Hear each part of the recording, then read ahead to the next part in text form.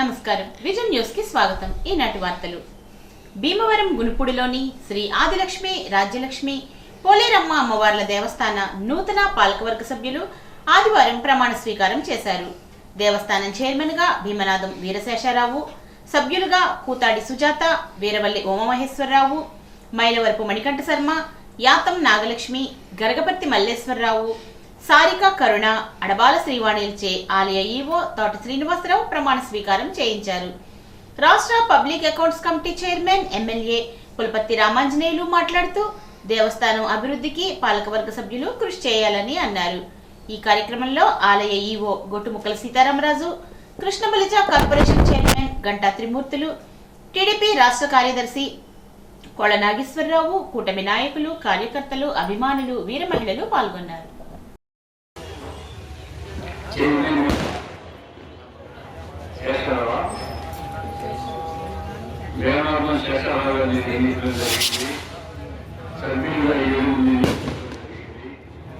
వీరందరూ కూడా గ్రామ దేవతకి చక్కని సేవలు చేసి ఈ గ్రామ దేవత ఆశీస్సులతో గురుపురి గ్రామస్తులను సంతోషంగా ఉండే విధంగా నిత్య కార్యక్రమాలు చేసి సామాన్య భక్తులు కూడా దర్శనం జరిగి అందుబాటులో ఉండే విధంగా ఏర్పాట్లు చేసి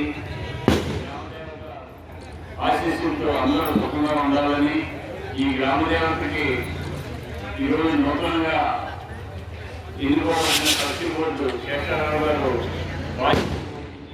ప్రతినిత్యము దేవతా గుళ్ళు అభిషేకాలు, కార్యక్రమాలు, పూజలు, పునస్కారాలు చేసి దేవత మన్నలను పొంది ఈ గ్రామానికి మంచి తీసుకురావాలని అమ్మవారి ఆశీస్సులతో గురుపురి గ్రామ ప్రజలందరూ సుఖ సంతోషాలతో ఉండాలని చెప్పి కోరుకుంటున్నాం।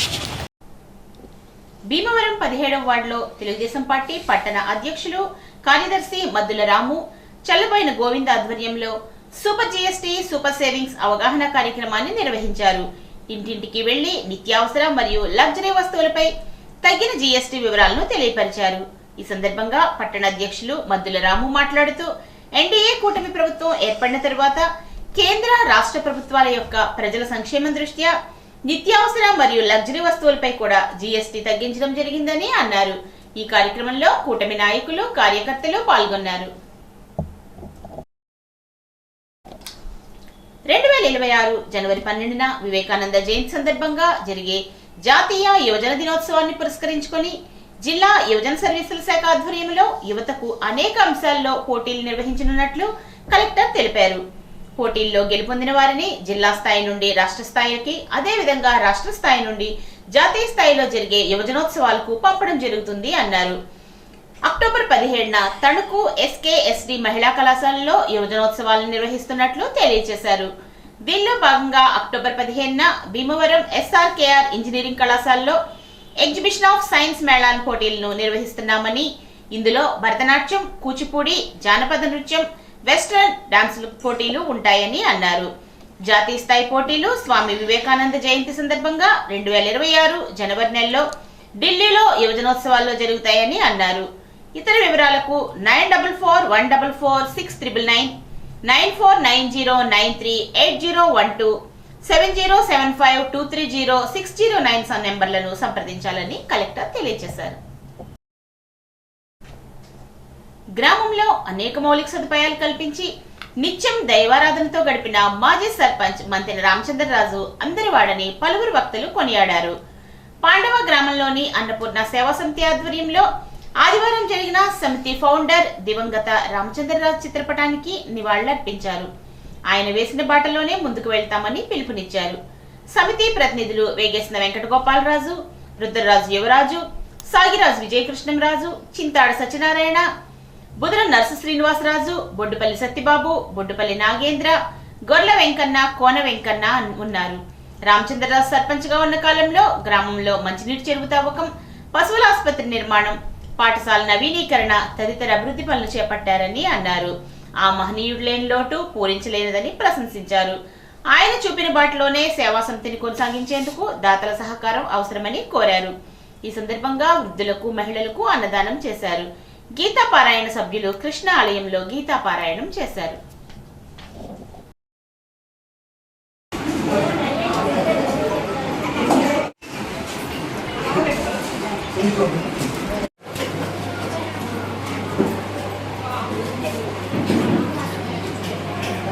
అందరికీ నమస్కారం అండి. మన మంతెన రామచంద్రరాజు గారు మన పాందు గ్రామానికి మాజీ సర్పంచ్ వర్యులు, అదేవిధంగా అన్నపూర్ణ నిలయానికి వ్యవస్థాపకులండి. అయితే ఈయన మన గ్రామంలో విశిష్టమైన సేవలు అందించడం జరిగిందండి. గతంలోని ఈయన బ్రతుకున్నంతకాలం పేద ప్రజల కోసం ఎప్పుడు కూడా కృషి చేస్తూ ఉండేవారండి. ఆయన యొక్క ఆశయాల్ని మేము కూడా స్ఫూర్తిగా తీసుకొని ముందుకు తీసుకువెళ్ళాలి అని మేము కృతనిశ్చయంతో ఉన్నాం సార్. కాబట్టి మేము ఆయన్ని స్మరించుకుంటూ ఆయన స్ఫూర్తిని ముందుకు తీసుకెళ్తూ ఆయన ఆశయాలను ముందుకు తీసుకెళ్లాలని మేము నిశ్చయంతో ఉన్నామండి. నమస్కారం. అందరికీ నమస్కారం. మనం పాందు గ్రామంలో ఉన్నటువంటి అన్నపూర్ణ నిలయం దగ్గర ఉన్నాం. ఇక్కడ శ్రీ మంతెన రామచంద్రరాజు గారు 1939లో జనవరి 13న జన్మించి మొన్న సెప్టెంబర్ 30వ తేదీన శివైక్యం అవ్వడం జరిగింది. ఈయన ఈ గ్రామానికి ఎంతో ఆదర్శనీయమైన వ్యక్తి. ఎందుకంటే వృద్ధులకి భోజనం పెట్టాలని అనే మహాసంకల్పంతో ఈయన ప్రారంభించినటువంటి సంస్థ అన్నపూర్ణ నిలయం. అన్నపూర్ణ నిలయం స్టార్ట్ చేసి ఎంతోమంది వృద్ధులకి 4-5 సార్లు చొప్పున భోజనాలు ఏర్పాటు చేసి ప్రతి సంవత్సరం కూడా వస్త్రదానం చేసి అందరికీ కూడా ఎంతోమందికి పేద విద్యార్థులకి విద్య కోసం ఎంతోమంది విద్యార్థులకి ఆర్థిక భరోసాని కలిగించి ఈయన చేసినటువంటి ఒక మాజీ సర్పంచ్గా గ్రామంలో అనేకమైనటువంటి అభివృద్ధి కార్యక్రమాలు చేశారు. ఆయన యొక్క ఆత్మ శాంతించాలని, స్వర్గ ప్రాప్తి కలగాలని మనస్ఫూర్తిగా ఆ శ్రీకృష్ణ పరమాత్ముని ఆయన భగవంతుడు శ్రీకృష్ణ పరమాత్ముని ఎంతో దైవంగా కొలుస్తూ భగవద్గీతని ప్రామాణికంగా నిలుపుకుంటూ మహాత్మా గాంధీ చూపిన మార్గంలో నడిచినటువంటి వ్యక్తి. అటువంటి వ్యక్తి అడుగుజాడల్ని గ్రామంలో ఆయన నెలకొల్పినటువంటి అన్నపూర్ణ నిలయాన్ని మరింత మంది పేదలకి అన్నదానం కలిగించేలా ముందుకు తీసుకెళ్లాలని ప్రతి ఒక్కరికి మనస్ఫూర్తిగా సెలవు చేసుకుంటూ ఆయనకి జోహార్లు అర్పిస్తున్నాం. అత్తిలి ఇండియన్ డిజిటల్ స్కూల్లో పేరెంట్స్ సమావేశాన్ని నిర్వహించారు. ఈ సందర్భంగా భీమవరం వినాయక హాస్పిటల్స్ వారు ఉచిత వైద్య శిబిరాన్ని కూడా నిర్వహించారు.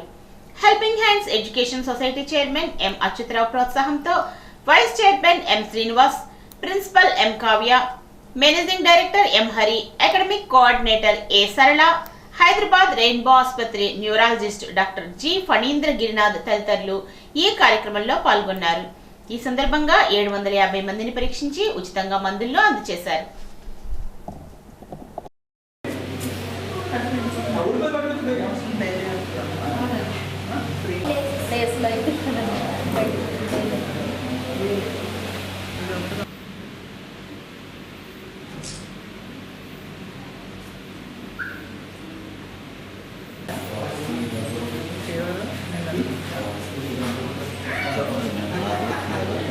అత్తిలిలో గల ఇండియన్ డిజిటల్ స్కూల్లో ఈవేళ వినాయక హాస్పిటల్ తరఫున పీడియాట్రిక్ క్యాంప్ నిర్వహించడం జరుగుతుంది. ఈ క్యాంపులో మా డాక్టర్ ఫణీంద్ర గారు ఉచిత మెడికల్ క్యాంపులో పిల్లలకు పరీక్ష చేసి హాస్పిటల్ తరఫున మందులు ఇవ్వడం జరుగుతుంది. ఈ క్యాంపులో 750 మంది పిల్లల దాకా ఉన్నారు. స్కూల్లో కమరమే చాలా మటుకు వచ్చి ఉన్నారు. అందరికీ మందులు ఇచ్చి మెడిసిన్స్ ఇచ్చి మేము వైద్య సదుపాయాలు కలిగజేస్తున్నాం. ఏ విధమైన ఇబ్బందులు ఉన్నా కూడా ఈ స్కూల్కి మేము ఎప్పుడు కూడా సేవ చేయడానికి రెడీగా ఉన్నాం. అలాగే ఇండియన్ డిజిటల్ స్కూల్ యాజమాన్య వారికి మాకు అవకాశం ఇచ్చినందుకు ధన్యవాదాలు మా వినాయక హాస్పిటల్కి చెప్తున్నాం. అందరికీ నమస్కారం. నేను మిస్సెస్ సరళ, academic coordinator Indian digital school Attili. ఈరోజు మా స్కూల్లో పేరెంట్ మీటింగ్ జరపబడింది. ఈ సందర్భంగా వినాయక హాస్పిటల్స్ వారి ఆధ్వర్యంలో ఫ్రీ మెడికల్ క్యాంప్ అనేది మా ఇండియన్ డిజిటల్ స్కూల్లో నిర్వహించబడింది. హెల్పింగ్ హ్యాండ్స్ ఎడ్యుకేషనల్ సొసైటీ వారి ఆధ్వర్యంలో చైర్మన్ సార్ అచ్యుతరావు గారి ప్రోత్సాహంతో ప్రిన్సిపల్ కావ్య మ్యామ్ ఆధ్వర్యంలో ఈ ప్రోగ్రామ్స్ అనేవి గత కొన్ని సంవత్సరములుగా మా స్కూల్ నందు జరపబడుతుంది. ఈ మెడికల్ క్యాంప్ కార్యక్రమానికి 750 మంది తల్లిదండ్రులు వాళ్ళ పిల్లలతో ఫ్రీ మెడికల్ క్యాంప్ అనేది వినియోగించుకోవడం జరిగింది. అలాగే మా స్కూల్ ఇండియన్ డిజిటల్ స్కూల్ వారి ఆధ్వర్యంలో వినాయక హాస్పిటల్స్ వారు ఫ్రీ మెడిసిన్ అనేది ఇవ్వడం జరిగింది. పేరెంట్స్ అందరూ ఈ ఫ్రీ మెడికల్ క్యాంప్ని సద్వినియోగించినందుకు ధన్యవాదాలు. ఏ సమస్య అయినా పరిష్కారం కావాలంటే ధ్యానం ఒకటే మార్గమని అంగర గ్రామానికి చెందిన పిరమిడ్ మాస్టర్ పాపారావు అన్నారు. అత్తిలిలోని దాసం వెంకట ప్రసాద్ గృహం వద్ద ధ్యానంపై శిక్షణా కార్యక్రమాన్ని నిర్వహించారు. ఈ సందర్భంగా పాపారావు మాట్లాడుతూ శ్వాస అనే యజ్ఞం మనిషిలో చెడును పారద్రోలుతుందని, బాధల నుండి విముక్తిని పొందాలంటే ధ్యానం ఒకటే మార్గమని అన్నారు. ధ్యానం చేయడం ద్వారా విచక్షణ జ్ఞానం పెరుగుతుందని అన్నారు. ఈ సందర్భంగా తన ధ్యాన అనుభవాలను వివరించారు. సమావేశంలో దాసం వెంకటప్రసాద్, గాజుల గణేష్, కడలి మాణిక్యాలరావు, దిరిశాల పెద్దకాపు, పాపారావు దంపతులను సత్కరించారు. పాపారావు రాగయుక్తంగా ధ్యానానికి సంబంధించిన గేయాలను ఆలపించి ధ్యానులను ఆకట్టుకున్నారు. క్రీస్తు జీవన మార్గాన్ని ప్రజల్లోకి తీసుకువెళ్లి ప్రజలను క్రీస్తు మార్గంలో నడిపిస్తున్న ఫాస్టర్లను తణుకు ఎమ్మెల్యే ఆర్మిల్లి రాధాకృష్ణ అభినందించారు. ఆదివారం ఫాస్టర్ల ప్రశంసా దినోత్సవాన్ని పురస్కరించుకుని తణుకు నియోజకవర్గంలోని ఫాస్టర్లకు ఎమ్మెల్యే అభినందనలు తెలిపారు. సమాజానికి జ్ఞానబోధ చేస్తూ విశ్వాసులను క్రీస్తు మార్గంలోకి పాస్టర్లు నడిపిస్తున్నారని అన్నారు.